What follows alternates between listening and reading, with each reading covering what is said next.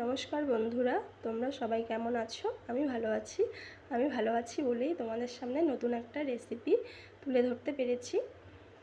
আমি এখানে পটল 4টে কেটে ধুয়ে পরিষ্কার করে রেখেছিলাম, আর পটলের বীজগুলো আলাদা করে রেখেছি।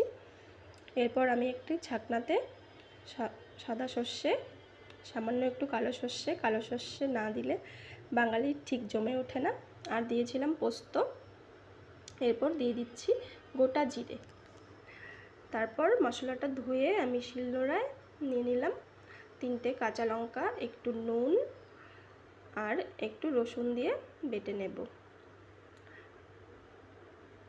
বাটা কমপ্লিট। এরপর চলে যাচ্ছি মিক্সিতে আমি পটলের বীজগুলো দিয়ে বেটে নিয়েছি। এর মধ্যে দিয়েছি কয়েকটি কিশমিশ আর লঙ্কা। তারপর এটাকে ভালো করে ভেজে নেব। একটু মাখা করে এটাকে ভাজতে হবে। নুন হলুদ দিয়ে আমি একটু ভেজে নিলাম। ভাজা হয়ে গেছে।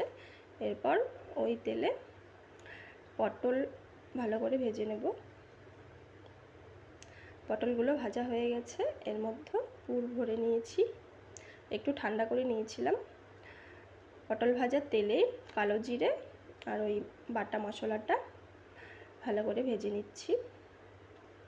এরপর সামান্য একটু নুন দিয়ে দেব, কারণ নুনটা আমি আগে থেকেই দিয়েছিলাম, সেজন্য অল্পই দিলাম। আর দিলাম হলুদ। ভালো করে এবার মশলাটা কষিয়ে নেব। তেল ছেড়ে দিয়েছে এখন। এরপর দিয়ে দিচ্ছি ঝোলে কিছুটা বলক এসেছে। এবার চেরা কাঁচা লঙ্কা আর পটলগুলো দিয়ে দিলাম। পটলগুলো একটু ভালো করে জলের মধ্যে ডুবিয়ে দিলাম।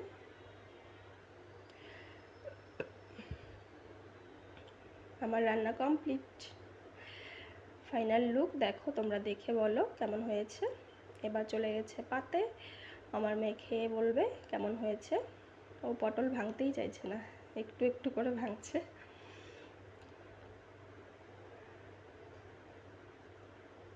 দেখতেই পাচ্ছ, একদম একটু করে মশলা নিল, কারণ একটু ঝাল হয়েছিল খেতে।